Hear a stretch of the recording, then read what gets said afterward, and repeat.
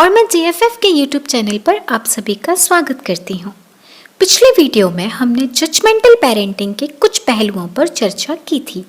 उसी प्रकार आज हम आपको सपोर्टिव पेरेंटिंग से अवगत करवाएंगे एंड पेरेंट्स और बच्चों के प्रति एक हेल्दी और सिक्योर रिलेशनशिप की अवधारणा को भी एक्सप्लेन करेंगे।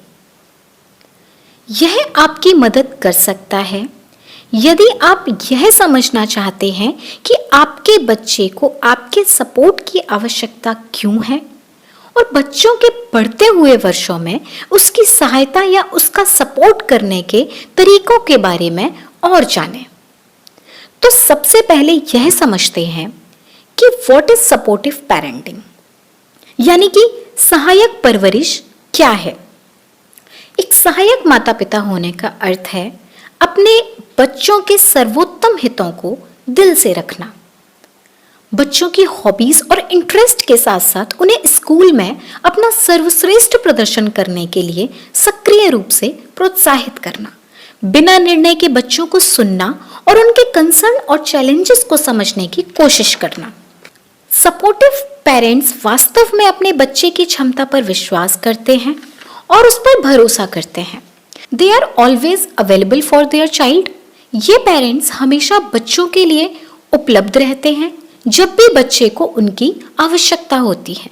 वे हमेशा बच्चों की सुनते हैं, वे हमेशा बच्चे की उम्र और उसकी आवश्यकताओं पर विचार करते हैं।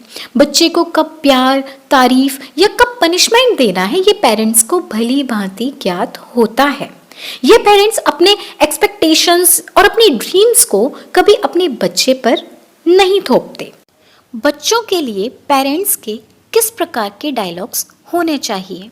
बच्चों को किसी भी काम के लिए अंडर एस्टिमेट ना करें, जैसे you will never be good at this. नहीं, हमेशा उनको इनकरेज करें कि या you did it, don't worry, I am with you. इससे बच्चों का कॉन्फिडेंस बढ़ेगा, हेजिटेशन दूर होगी और बच्चे और पेरेंट्स के बीच एक positive and healthy relation develop होगा। डिफरेंट एज ग्रुप के बच्चों के साथ पेरेंट्स के व्यवहार के तरीके। 5 से 12 साल के बीच का बच्चा, हमेशा उसकी बातें, उसकी स्टोरीज सुने और उस बच्चे को प्रॉपर रिस्पॉन्स दें कि वो वाकई उन्हें सुनने में इंटरेस्टेड हैं। उनके साथ रेगुलरली खेलने के लिए टाइम निकालें। अपने बच्चे को सही और ईमानदारी से बोलने के महत्व के बारे में समझाएं कि अगर सही और ऑनेस्टली बात करते हैं तो लोग हम पर विश्वास करेंगे और ग्रुप में भी हमारी बात सुनी जाएगी। बच्चे को प्यार और समर्थन का आश्वासन दें कि आप हमेशा उसके साथ हैं और उसे सपोर्ट करते हैं। 12 to 18 ईयर का चाइल्ड, इस उम्र के बच्चों के साथ एक ट्रस्टवर्दी रिलेशन डेवलप करना और उनके साथ उचित व्यवहार करना चाहिए। हमेशा विचार करें कि बच्चे को फिजिकल और मेंटल अब्यूज से प्रोटेक्ट किया जा रहा है। टीन एज यानी कि किशोरावस्था के दौरान शारीरिक, मानसिक और भावनात्मक परिवर्तनों को समझने का प्रयास करना चाहिए। बढ़ते वर्षों में पेरेंट्स को बच्चों के साथ धैर्य दिखाना पड़ता है क्योंकि वे बिना किसी कारण के आसानी से निराश हो जाते हैं। इम्पोर्टेंस ऑफ पॉजिटिव रिलेशनशिप, सकारात्मक संबंधों का महत्व।